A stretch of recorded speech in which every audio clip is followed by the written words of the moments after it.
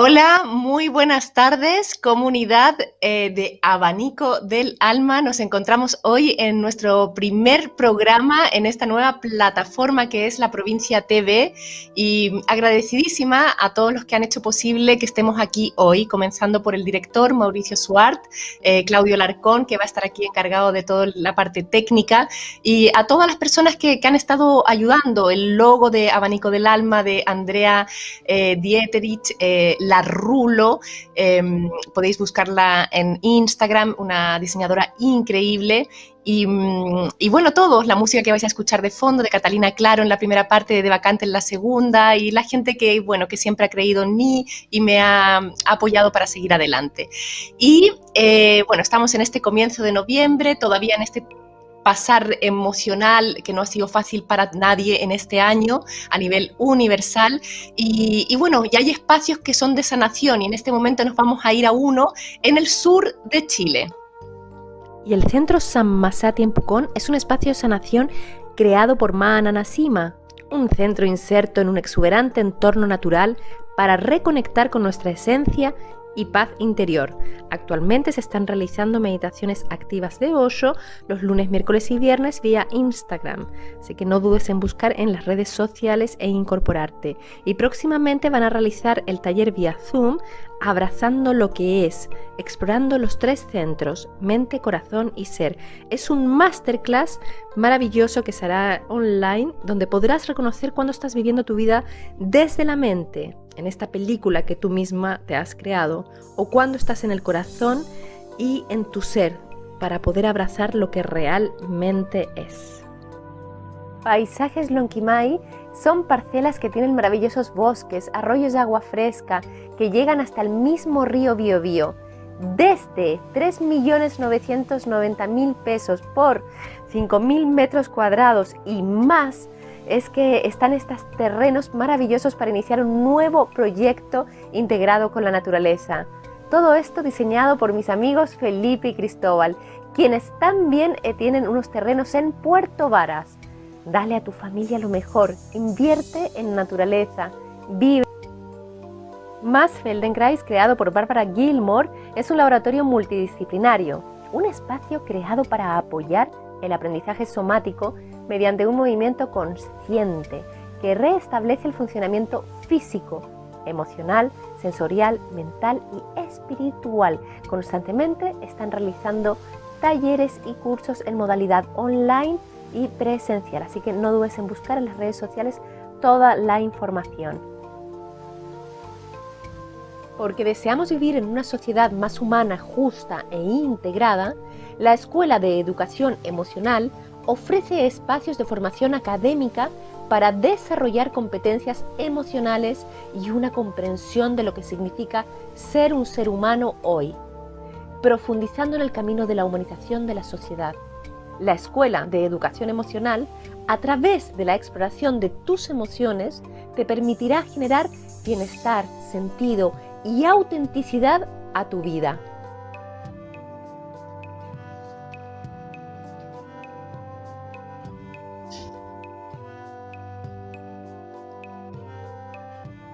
Y porque los libros son una gran compañía y lo han sido sobre todo en esta etapa que hemos estado hibernando de alguna manera, no mucho en casa, es que voy a continuar con mi ritual de lectura, que siempre he iniciado mi programa con una lectura bella y he elegido a esta autora española, que ya la he leído con anterioridad, que es Elvira Sastre.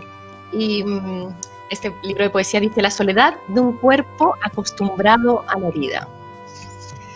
Y he elegido este poema, voy a leer un parrafito que dice, se llama Libre, y dice así: quería que supieras que mi daño es algo que solo elijo yo, que me dejo mecer por tus empujones, como si fueran viento que me coloca lejos de ti, porque todas mis puertas están abiertas y yo soy libre, que el odio es el disfraz de una piel, el reverso de un cuerpo, y desde otro lugar tu cara se intuye al del revés, perdida. Y no hay nada peor que sentirse olvidado dentro de uno mismo.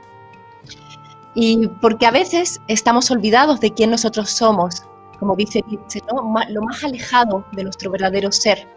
Y para ahondar en cómo acercarnos a nuestra verdadera esencia y ser vibracional que nos caracteriza y nos hace seres únicos, es que hoy tenemos como invitado al destacado filósofo y sociólogo Juan Casasus para hablar sobre la educación del ser emocional, que es el título también de uno de sus libros, Educación del ser emocional. Juan Casasus es un referente a nivel mundial en educación. Bueno, ha sido asesor del Ministerio de Educación en 4 continentes, fundador y director de la Escuela de Educación Emocional. Se ha dedicado a explorar la naturaleza de la conducta y las interacciones humanas desde la perspectiva del mundo emocional. Entre sus libros destacan La Escuela de la Desigualdad, La Educación del Ser Emocional, Camino en la Oscuridad, que lo tengo aquí, que es de Editorial Planeta y lo podéis encontrar en Me Gusta Leer. Bienvenido, Juan. Hola, gracias, bienvenido. Quiero estar contigo aquí. La Qué nueva rico forma para mí. de... Para mí maravilloso estar contigo. Un segundo, Claudio, ¿puedes bajar un poquito la música? Que siento que está un poco fuerte. Ahí mejor, sí, ahí mejor. Maravilloso, maravilloso haber leído tus 2 libros. La verdad que debo reconocer o transmitirte que a nivel interno me movieron un montón de aspectos internos. Fue muy profundo viajar, fue un viaje realmente hacia la verdadera esencia. Juan, sí, como decías tú, que para escribir también necesitabas de esa soledad, ¿no? Y voy a partir desde la soledad, en este mundo no tan lleno de conexiones, de redes, de cosas activas, que aún estando en esta soledad que hemos estado en este periodo, también hemos estado muy afuera. ¿Cómo vives tú, cómo ves tú este ser humano que vive tanto en sociedad, pero a veces también está muy solo, muy inconstante con esta soledad interna? Bueno, la soledad es el espacio fundamental del ser humano, ¿eh? Así que es como entrar en un espacio natural de una soledad que es lo que permite en alguna medida estar en contacto con el vacío fundamental de los seres humanos. Esto de que seamos seres sociales, que viene de Aristóteles y que explica muchas cosas, no estoy tan seguro que sea necesariamente una condición del ser humano. Muchos han hablado que somos seres sociales y que nuestra felicidad todo ocurre desde ese espacio. Pero también debemos recordar que los místicos, lo que hacen la mayoría de los místicos es como encerrarse en una caverna o irse al desierto y estar solos y estar como muy felices en esa soledad, en ese silencio, en esa escucha del universo. Entonces, yo creo que esto de acercarse a la soledad es como abrirse al universo, pero no estoy seguro que es el momento para estar metiéndonos en profundidades metafísicas. ¿Para qué me hiciste esa pregunta? En esta soledad, porque en tu libro también creo que está muy relacionado al tema de las emociones. Cuando tú, este libro, Camino en la Oscuridad, trata también de tu estadía cuando fuiste detenido en la época de la dictadura en Chile y todas las vicisitudes que viviste ahí y cuál fue tu acercamiento también a encontrarte con ese ser interior único, ¿no? Dentro de todas y en eso estaban las emociones, o sea, las emociones están siempre, pero creo yo que en este contexto de aislamiento, ¿no? De semi-aislamiento, ¿no? Las emociones ocupaban otro... como que aparecieron, ¿no? De alguna manera, aunque siempre están, pero muchas veces las reprimimos. Vamos a partir de repente de ahí. ¿Qué es una emoción, Juan? Es el encuentro con el mundo, si quieres ponerlo de una manera. O sea, viene desde el principio de los seres orgánicos, vivos, que que sé yo, desde que éramos una molécula y que pudo sobrevivir fue porque se encontró en su encuentro con el mundo, pudo nutrirse y evitar lo que hacía daño y nutrirse. Ese es como un principio del encuentro con el mundo. Después, cuando esta molécula se empezó a transformar en qué sé yo, células ya más complejas, mucho mayor, empieza a aparecer otro mundo que es el mundo de los otros, el mundo social que estábamos hablando recién, que es mucho más complejo, y que es como una evolución del cerebro, o sea, en la complejidad del cerebro, de nuevo, siempre hubo gente como alrededor, pero de repente esta gente se transformó en el mundo social, que se empezó a codificar, y empezó a determinar en gran medida cómo debía comportarnos, no comportarnos, y entonces tener vergüenza, no tener vergüenza, comportarse bien, entonces todo este tipo de cosas. Y eventualmente como segundo tipo de encuentro que genera las emociones, y finalmente lo que tú citabas de Nietzsche, finalmente, que es como la evolución más evolucionada, yo creo, del cerebro, es este encuentro consigo mismo. Eso sí que es complejo, es una cuestión como muy, muy misteriosa. Lo que tú citaste en Nietzsche, nadie es más extraño para sí mismo que uno mismo. Entonces, la forma de relacionarse con el mundo es una forma fundamentalmente emocional. Con el mundo natural, para poder sobrevivir, está evaluando siempre la emoción, la forma de relacionarse con los otros, evaluarse cómo se relacionan con los otros, y relacionarse consigo mismo, que ya es un cuento más complejo. Vivimos en una sociedad, bueno, en este momento también en Chile estamos con todos estos cambios también políticos o este estallido social, ¿no?, que comenzó hace ya un año, y bueno, hay unas emociones colectivas también, una emocionalidad como individual, pero también hay una emoción colectiva y hay un contagio de esta emocionalidad colectiva. Volviendo a tu libro y a tu experiencia que tuviste, donde también había una emocionalidad, me imagino, colectiva, ¿no?, de todos los que eran detenidos hacia los gendarmes, ¿no?, no sé cómo se dice, hacia los que los tenían presos. ¿Cómo de los guardias, cuál fue el trabajo que tú hiciste, que me parece muy interesante para estar en tu propio ser, en tu propia esencia, en tu propio contacto, ¿no? No dejarte también llevar por este odio, o que quizás también se manifestaba, ¿no? Resentimiento, rabia, etcétera, dolor. Me gustaría que si pudieras compartir un poco esa experiencia. Bueno,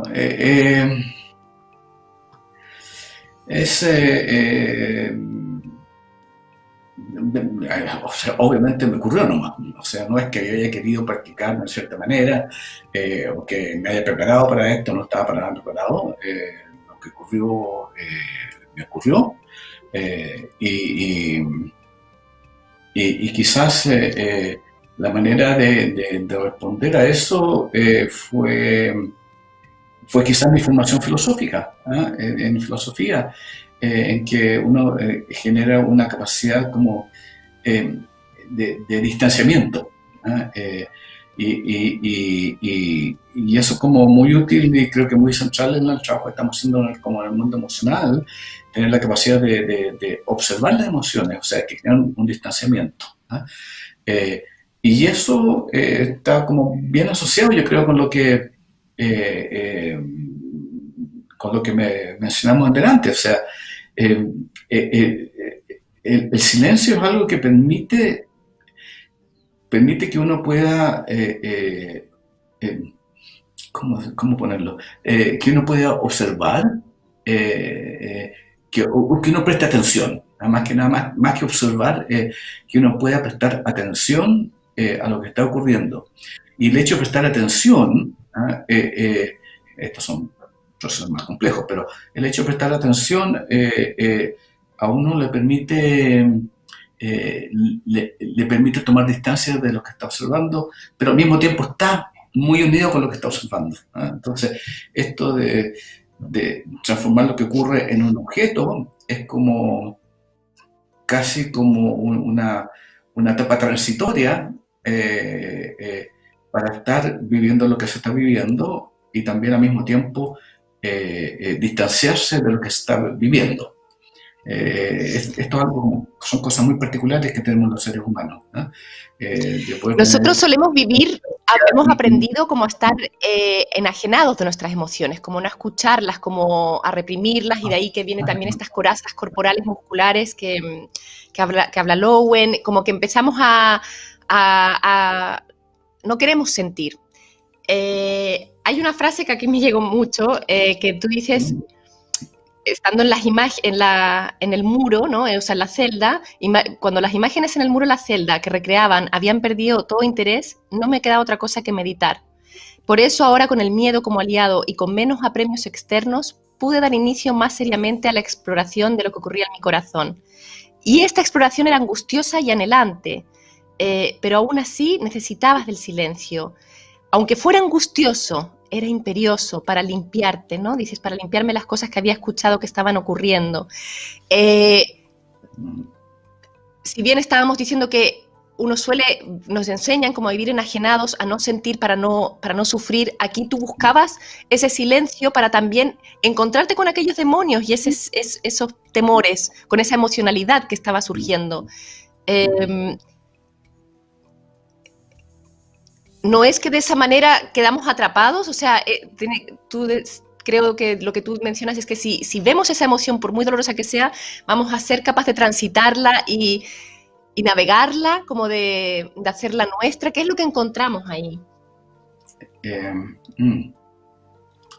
Las emociones son señales, ¿eh? Es lo que es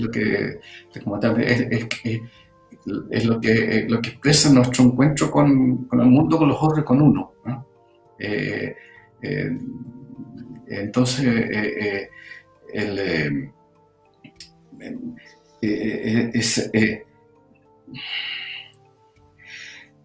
lo que pasa es que las emociones son muy misteriosas, ¿eh? Y son muy extraordinarias, ¿no? Y a lo que tú hacías referencia ahí en ese párrafito, hay una referencia como al miedo, ¿eh? Y lo que nosotros mantenemos en la escuela es que hay que como entregarse a la emoción, ¿no? Hay que aceptarla pero profundamente, abrazarla muy amorosamente, porque cada una tiene cosas distintas.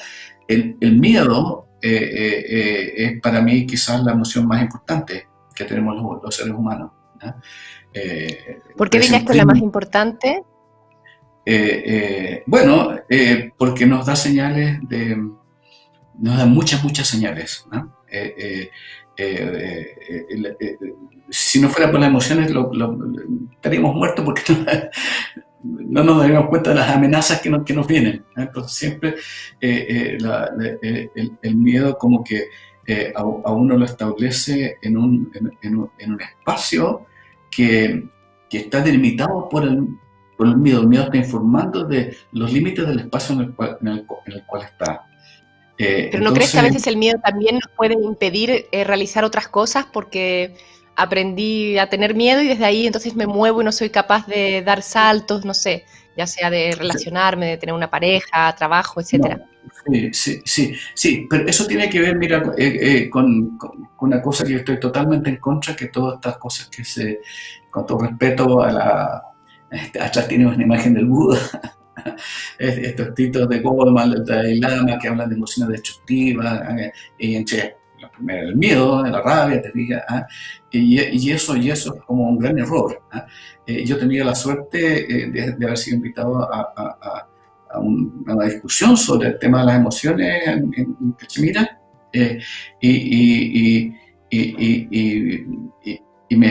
afortunadamente me encontré con un sutta, no un sutra, pero una sutta, porque es Parsi, del Buda, donde, porque el argumento de ellos es siempre que el Buda dijo que eran negativas, el Buda dice, pero también el Buda dice no, que en realidad son placer, y las emociones son siempre placer. Y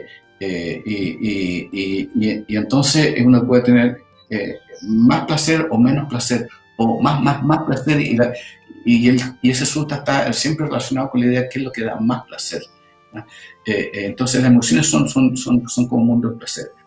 Ahora bien, esta visión de que se digan que son negativas a uno lleva a no sentir. Y es lo que tú dijiste al principio de esta conversación, que estamos teniendo cada vez menor capacidad de sentir porque estamos ahogando y pensando que es malo es malo el sentir la emoción. Ahora bien, mira, si somos honestos, entre las cosas maravillosas que tiene el miedo, ¿ah? Es que en el fondo nos gusta. El miedo nos gusta. Cuando era niño chico, no sé cómo si tú jugaste a eso, por lo menos en mi época, cuando era chico, se jugaba a la pieza oscura y asustarse. ¿Sí? Entonces, este momento, ese momento de adrenalina, de una expresión de estar como muy vivo. ¿Ah? Es muy placentero. ¿Ah? La gente le gusta la montaña rusa. ¿Ah? Y es una sensación de mucha fuerza. Gente paga para saltar en Benji. O sea, entonces, en la cultura se va diciendo que el miedo es malo, todas estas cosas, piensa positivo, ¿ah? Y que no tengas miedo. ¿Ah? Crea una cultura que uno le hace como tomar distancia con el miedo, o finalmente, para decir de otra manera, uno no tiene miedo al miedo. Y nosotros decimos que lo primero que la emoción que está presente hay que abrazarla, pero muy amorosamente. Ahora, el miedo te hace sentirte vivo, pero también cuando uno como empieza a profundizar en esto, te ubica en el espacio de la existencia. ¿Ah? Bueno, hay un espacio de la cotidianidad que se habla siempre, que el miedo te prepara como para contraatacar o para salir corriendo o hacerte el idiota. ¿Ah? Que son como las formas más típicas y cotidianas, pero del miedo. ¿Ah? Depende de la evaluación, que el miedo hace una evaluación y dice, bueno, a este sí que me lo he hecho yo, así que voy a contraatacar. ¿Ah? O voy a salir, a este me saca la mugre y salgo corriendo. ¿Ah? O si es que no puedo salir corriendo, me hago el muerto, como hacen los animalitos. ¿Sí? O digo broma, lo que sea, para como bajar un poco el peso. Esa es un poco la parte más cotidiana, pero meterse en el miedo, o sea, lo que yo he leído, cosas como de San Juan de Cruz, místicos de ese tipo, o sea, hablan del miedo abismal de encontrarse con su creador, ¿no? Es como una cosa, es como las metáforas estas de la polilla que se acerca al fuego, y para quedar consumida por el fuego, ¿no? Entonces, es como el miedo es como casi este miedo abismal, es como una disolución radical del ser, te fijas en el universo, vaya, las creencias que tenga. ¿Eh? Pero lo que ocurre realmente, que no es una creencia, es la gracia del miedo, es muy real. La gracia de las emociones que son reales, es el mundo de lo real, no el mundo de la creencia ni de la interpretación. Es el mundo de lo que ocurre realmente.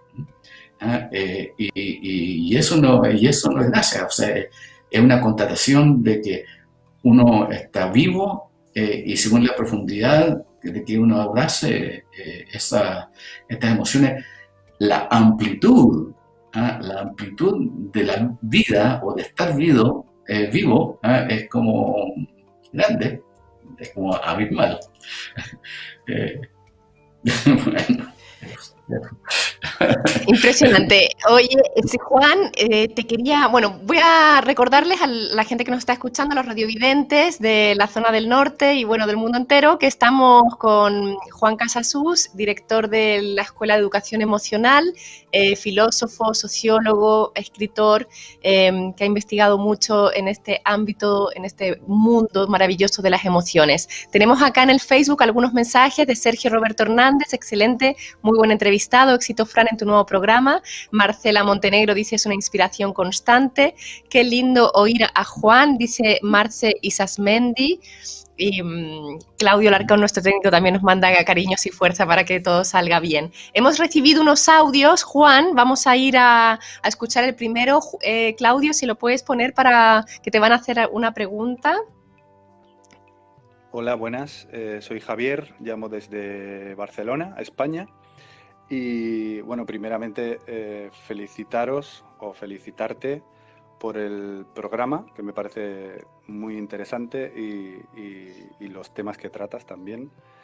Y bueno, mi pregunta para Juan es, ¿cómo puedo manejar el tema de la frustración cuando mi hija, por ejemplo, mi hija de 15 meses, no me obedece, la pongo a comer y bueno, no me hace caso, tira la comida, yo me pongo nervioso, noto demasiado rápido y me gustaría saber, bueno, cómo puedo manejar eso, cómo puedo solucionarlo, sobre todo porque entiendo que bueno, mi enojo en un momento dado no tampoco es bueno para ella. Gracias.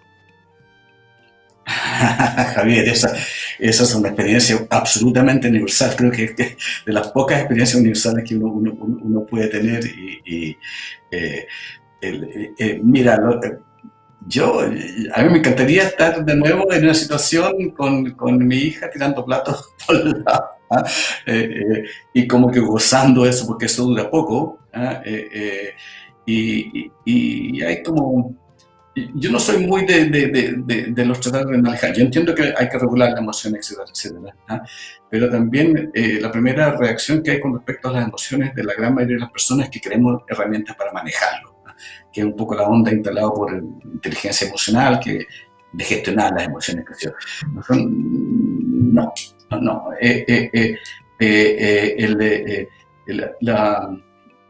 Para nosotros las emociones son inteligentes. No es que haya inteligencia, son inteligentes, ¿no? Entonces, tú que eres un padre amoroso, ¿ah? Tienes que enseñarle a tu hija, ¿ah? Tienes dos caminos, ¿ah? Uno que la retas, ¿ah? Y la castiga, como hace la mayoría de muchas personas, y entonces en ese momento tu hija, que no debe ser nada de tonta, ¿ah? Empieza a cambiar de color, se puede poner un poquito roja y después un poquito azul y después como tirándose como de espalda y empezar a chillar, entonces se te vuelve mucho más terrible la situación y vas a tener que decidir si acaso la castiga y la manda a la pieza sin comer, qué sé yo, o calmarla y tú darle de comer un poquitito, o decir, no como eso no te gusta, y tú vas a encontrarle la razón en lo que está haciendo, ¿no? Eso como bien, esos son como los dos caminos. Y lo que está pasando ahí, lo que le va a pasar a ella, a tu hija, es que si toma el camino normal que hacen los padres para no encerrar a los hijos y que sigan gritando, porque eso es poner una culpabilización para los padres, la hija va a aprender que haciendo eso va a lograr las cosas que quiera. O sea, va a decir, si yo me pongo roja y me pongo a chillar, voy a lograr cada vez lo que quiera. Y esto es la escena que vemos en los supermercados normalmente. La fila, siempre hay una fila para pagar en la cajera, nos faltan los padres o las madres con los hijos y los malditos de los supermercados les ponen llenos de cosas de colores ahí, a los niños están esperando y todos los niños gritando y llorando y los padres no saben qué hacer. Te fijas, finalmente ya aprendieron los niños que gritando y llorando ahí obtienen esos dulcecitos que están en la lista. Entonces, es una cuestión muy viva, pero te comento esto para decir que en realidad, desde el punto de vista de tu hija, ella está aprendiendo el manejo de las emociones, que es lo que te decía a ti. Estás aprendiendo que si hace esto va a lograr otro tipo de cosas.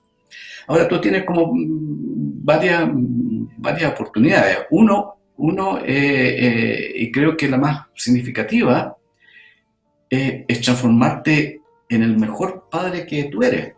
Obviamente eres un padre amante de tu hija, amante, rama, o sea, no eres pedófilo.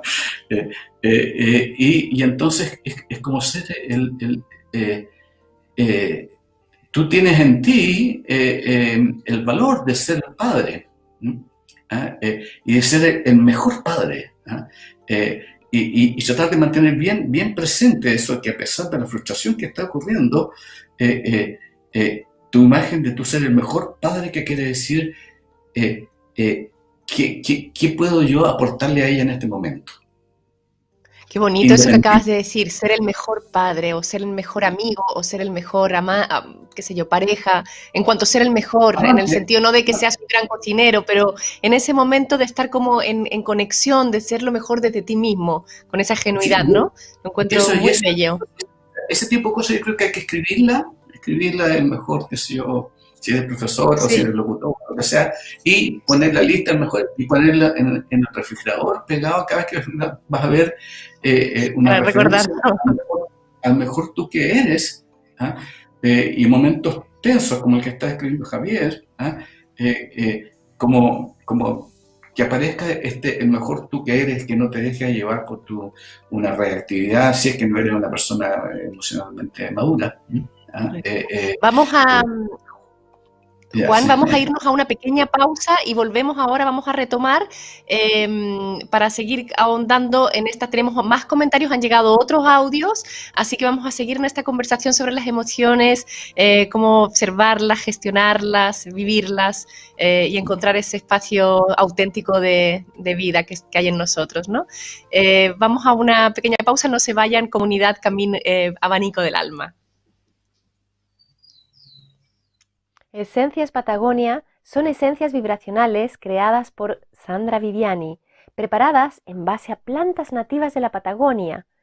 Ofrecen también cursos y productos para terapeutas y para todas las personas, fórmulas listas para tomar, para aliviar la angustia, la depresión, el cansancio, para dormir mejor y aumentar la energía sexual. Namun Chile es una empresa de experiencias al aire libre. Busca la conexión de las personas con la naturaleza, consigo mismas y con otras, a través de distintas actividades deportivas, de autoconocimiento y trabajo colaborativo y sustentable. Se encuentran en La Serena y suelen trabajar en el Valle de El Elqui, en el refugio Mamayuca. Busca las actividades que constantemente están realizando vía online y vía presencial. Namun Chile. La artista Isabel Opazo nos trae estos relieves maravillosos que quieren compartir su propio sentir ante el mundo natural.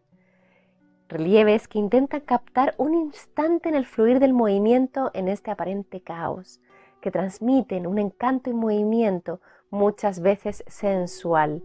La impermanencia de la vida está representada por el flujo natural y sin esfuerzo. Su arte destaca este movimiento como un momento en el movimiento. Y volvemos, estamos con Juan Casasus, autor de este precioso libro Camino en la Oscuridad de Me Gusta Leer CL. Quiero contaros que estamos de regreso con este programa Abanico del Alma en esta nueva plataforma, así que muchas gracias a todos los que habéis hecho posible nuevamente. El agradecimiento creo que es algo muy importante, la gratitud y la gratitud de cosas tan simples también, ¿no? Juan, del hecho de existir, ¿no? De estar vivo. ¿Crees tú que hay un agradecimiento en ello? ¿Hay un por qué estar agradecidos? ¿Un sentido a esta vida? ¿Al hecho de estar vivos?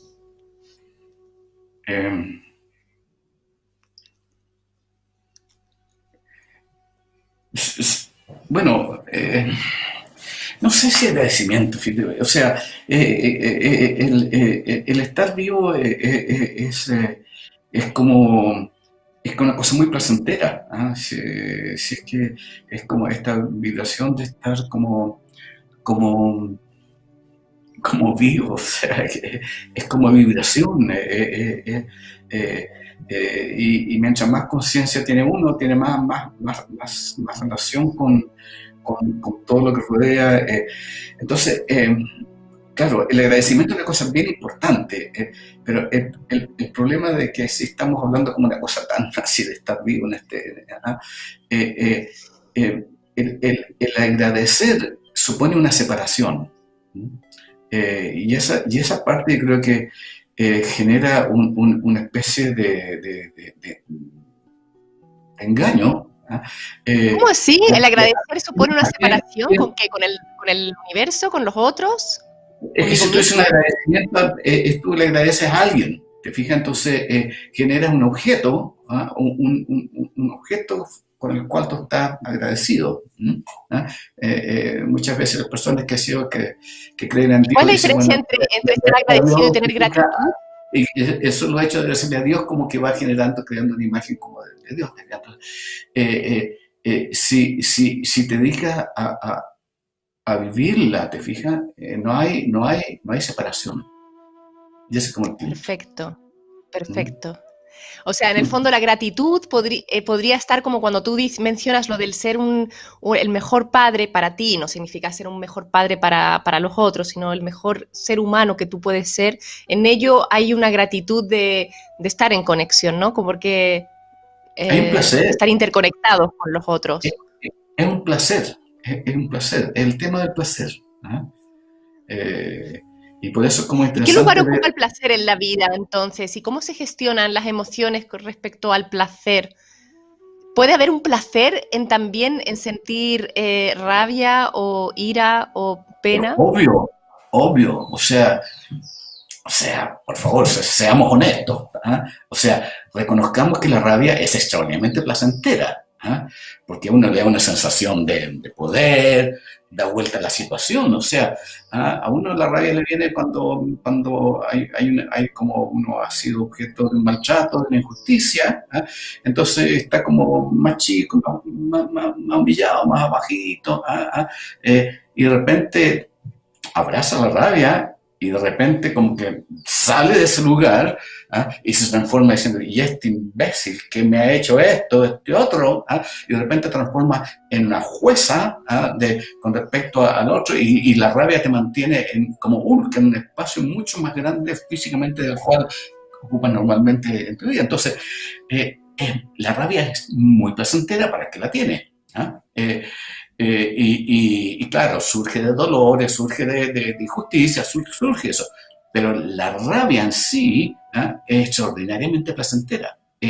O sea, uno lo siente, como que se agranda el cuerpo y está muy vivo. O sea, las emociones como que, abrazar la emoción es como estar vibrante. Y cada una con su cuento. Y la rabia es de las que son las verdaderamente placenteras. Tiene un peligro también. El otro día yo estaba escuchando a la Patty May, a la Patricia May, y comentaba que, claro, creo haber interpretado esto, que a través de esta como éxtasis de la vida que a veces tenemos y como con este frenesí, es como que eso nos da la sensación de estar vivos y buscamos eso, buscamos como la super hiperactividad y estas emociones exaltadas, ¿no? Que nos hacen como... nos provocan esta especie como de ansiedad y de creer que eso es la vida, ¿no? Y a veces es como volver a lo que ella invitaba, la Patty May, era a volver un poco como a ese estado más neutro, más de adentro, y donde la vida también podía ser no estar en esa frecuencia, vale decir, ¿no? Como ir a un espacio más tranquilo, más de serenidad interior, de armonía interior. Bueno, sí, la Patty, querida Patty, ella tiene ese temperamento quizá. Yo soy, claro, me gusta estar como tranquilo, pero también me gusta estar excitado. O sea, esto no sé, en toda la tradición budista, sobre todo la budista, está un poco la meditación y la tranquilidad. Así. Está bien, está bien. ¿Quién soy yo para discutir eso? Pero puede ser un poquito aburrido. Las tradiciones tántricas son mucho más activas, mucho más interesantes. Entonces, y como esto es un fluir, hay que tener la capacidad de estar en todas. Y tiene que ver un poco con cómo uno es, yo creo. Sí. No. Sí. Nos están llegando más comentarios. Juan dice, Luis Alberto Pino Gumucio, fantástica entrevista. Marcela Montenegro continúa y dice, estar conexión es clave, con uno y con el otro que amo. Maravilloso. Y también nos ha llegado otro audio, vamos a escucharlo para responder a nuestros radiovidentes. Claudio. Hola, un saludo a los dos. Me llamo Sandra y vivo en Barcelona, aunque soy colombiana. Felicitarte por tu programa. Me parece muy didáctico y muy interesante. Y a Juan preguntarle, ¿qué puedo hacer para que mi hija no copie ciertos miedos que yo pueda llegar a tener en el momento en que se me noten? Procuro evitar que no note mis miedos, pero hay miedos inevitables que me salen. Entonces, no quiero que mi hija copie esos miedos de mí. ¿Qué puedo hacer? Muchas gracias. Bueno, yo diría que lo que tienes que hacer es empezar a abrazar el miedo, cambiar tu relación con el miedo. Y si es que estás tratando de que tu hija no vea tu miedo, ella sí lo va a ver, lo sentir, esas cosas se sienten, que tú puedes tratar de taparlo. Y lo que le estás enseñando es a no sentir, ¿ah? Y que si es que estás sintiendo algo, a no demostrarlo, ¿ah? Y eventualmente va a tener como procesos mentales que van a decirle, esto no está bien, que yo sienta esto. Entonces, y no sé, no le aconsejo a nadie, así que no soy bueno para eso. Le digo como lo vivo yo, estas cosas así. Hay que, a ver, la cultura influye mucho en cómo vivimos las emociones. Pero recordemos lo que dijimos al principio, o sea, el miedo es una de las emociones más importantes porque nos están hablando de cosas. Ahora, el miedo también se va muy lejos, a veces hay ansiedades y cosas así, pero el miedo específicamente, el miedo tiene objetos, o sea, hay una amenaza que uno reconoce y esa amenaza a uno le genera hay un procesamiento de miedo a eso. Lo que yo encuentro que está creciendo mucho y que está asociado con el miedo es que es como la ansiedad. Y la diferencia entre el miedo y la ansiedad es que la ansiedad no tiene objeto, no hay un objeto. Entonces, Sandra, si estás hablando de miedo, hay que ver cuál es el objeto del miedo. Y para eso tienes que como abandonarte al miedo para que pueda expresarse qué es lo cuál es la amenaza, si es que es real o es algo ficticio. Entonces, idear los miedos, ella va a aprender de tus miedos en tu casa y va a aprender de tu reacción al miedo, que es esconderlo. Y yo diría que eso no es una muy buena enseñanza. Porque la vida es difícil y es importante tener miedo y hay que sentir los miedos. Y el miedo te va a cuidar de no hacer cosas que te pueden poner en peligro. Es interesante eso porque de alguna manera le podemos dar otra, porque cuando tú comenzaste la charla de hoy hablando también de esta como idea que hay de algunas emociones que son negativas o destructivas, como que tenemos un juicio a las emociones y las emociones de alguna manera nos constituyen y muchas veces pueden ser también herramientas que nos ayudan a protegernos, a la subsistencia, a sobrevivir. Te quería preguntar con algo que acabas de mencionar sobre el abandonarse, ¿no? A la emoción. A veces creo que hay un terror de abandonarse en una emoción, ¿no? Porque digo, no voy a salir de ahí, esa es la idea de la cabeza. O sea, si me abandono a la emoción de la pena, a esta pena tremenda que tengo, me va a venir una depresión y no. Entonces, evito ese abandonarme o abrazar esa emoción. Con respecto a eso, las emociones, ¿cuánto según tus estudios, cuánto perduran? O sea, ¿cuánto tiempo podemos realmente estar mucho tiempo en esa emoción de rabia o de miedo? ¿O es transitorio? ¿Van y vuelven? ¿Pasamos? ¿Cómo es? Mira, se paró ya. No sé si se me escucha porque se congeló mi imagen. ¿Se me escucha? Yo sí te escucho. Ya, ok. Bueno, entonces voy a ¿No te escuchan? Sí. Mira, hay una tendencia a pensar, a ver, Históricamente, en Occidente y en Oriente también se han despreciado las emociones, se han atenizado. ¿Ah? Yo cuando fui al colegio, un colegio católico, ¿ah?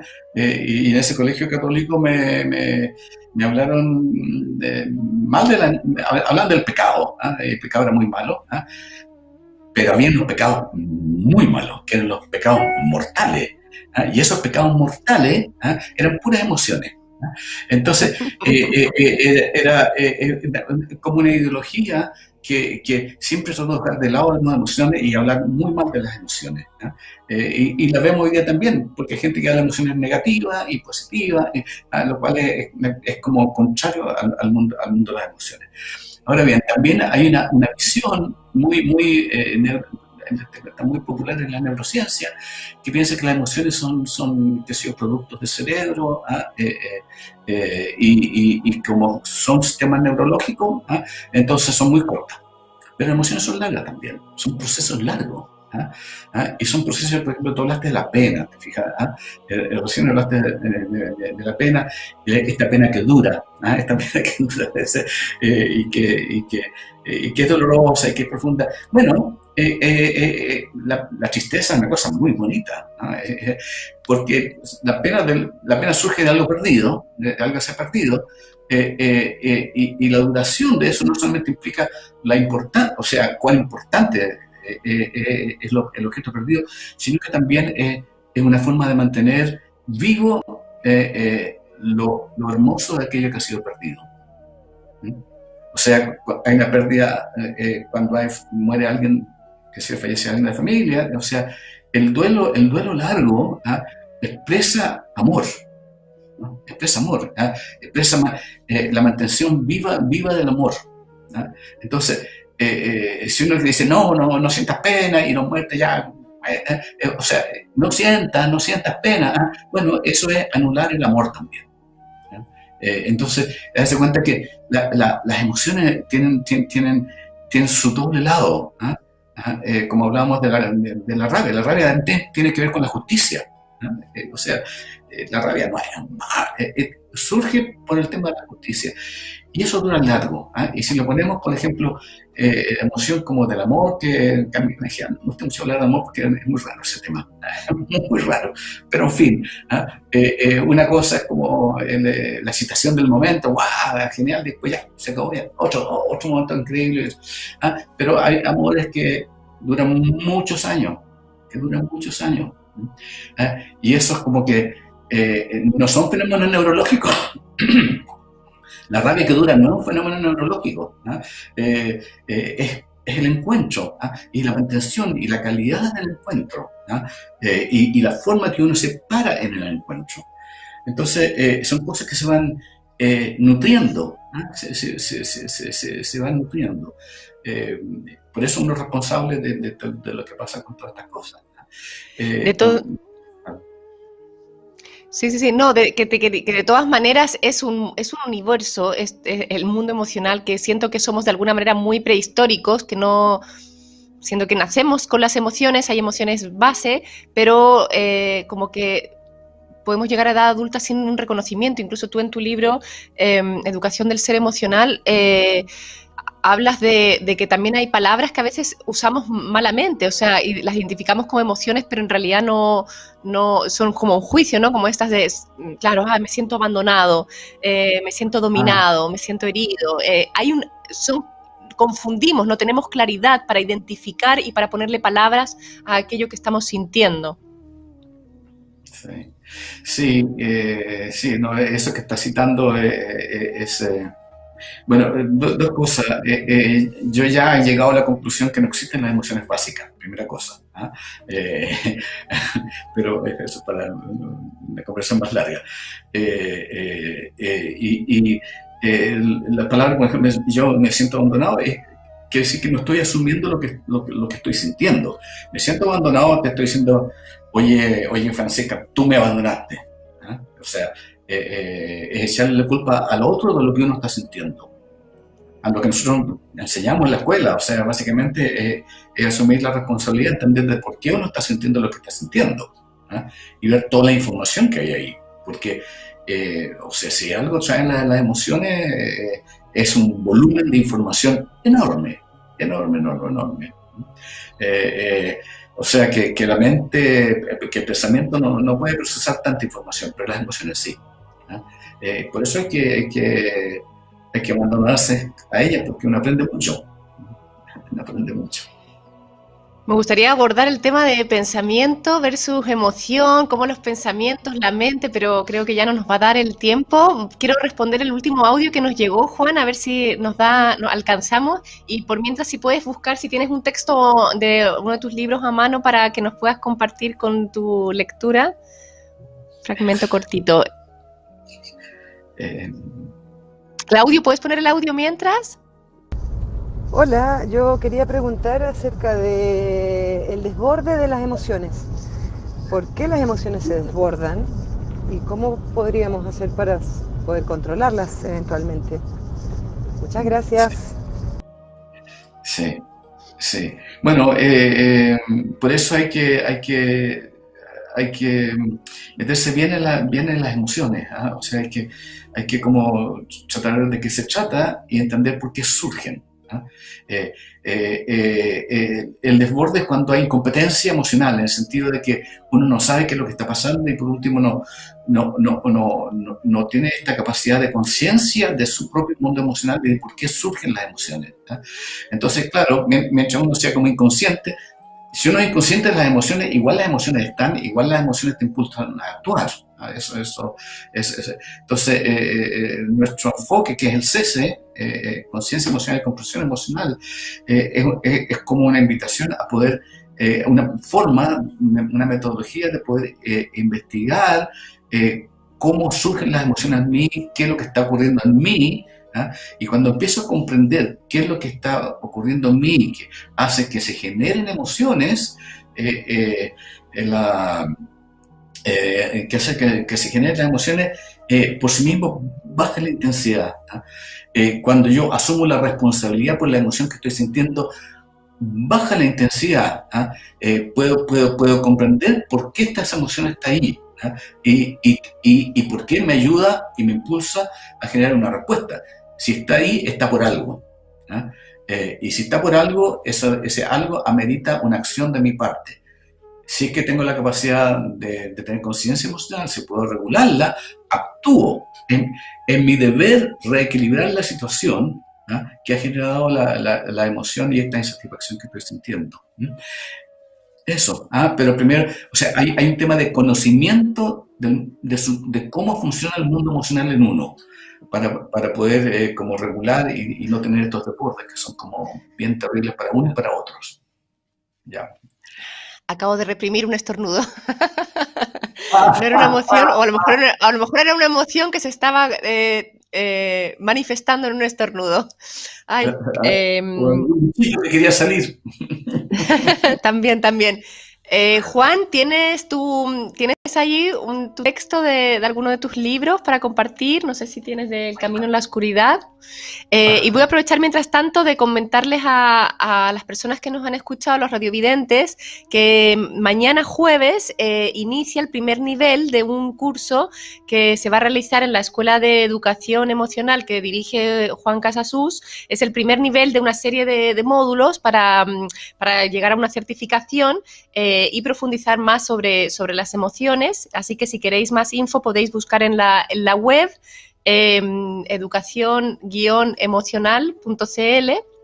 Y eso, es jueves de 6 a 9, de 6:20 a 9 de la noche, el sábado de 9 a 1, y el viernes también de 6 a 9, o sea, súper, es un intensivo y creo que en unas semanas más también se va a hacer el nivel 5, como que creo que poco a poco cada uno puede ir gestionando sus propios tiempos e ir haciendo los niveles que se están entregando para poder ir profundizando en este espacio. ¿Es así, Juan? Sí. Muy bien. Mira, me tomaste de sorpresa con los libros, así que lo primero que está aquí cerca es que es otro libro que se llama Educación Escritos Críticos, no sé cómo ponerlo para... Me encanta, para que no sea una sorpresa. Sí, y en la sorpresa, el epílogo de un...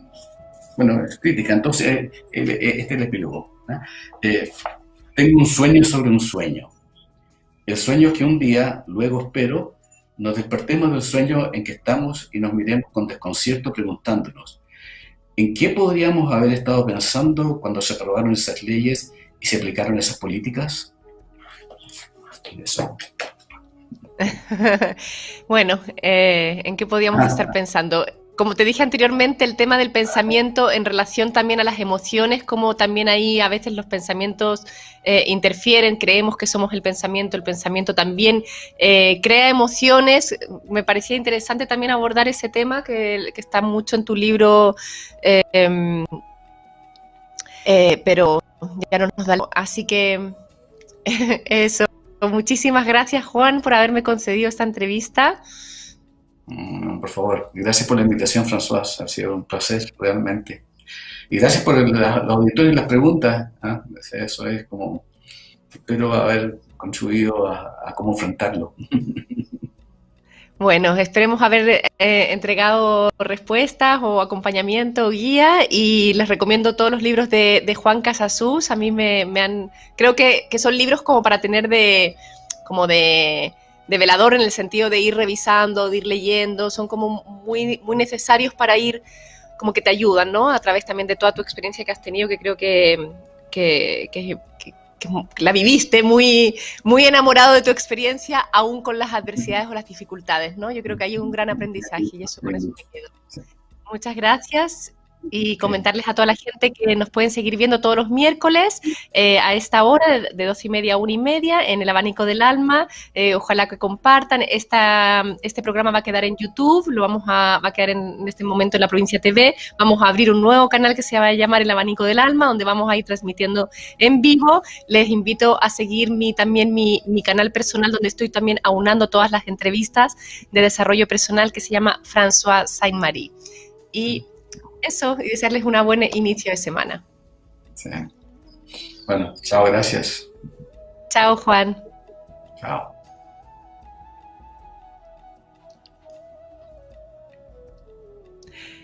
Claudio, tienes que cortar. O ya estamos fuera.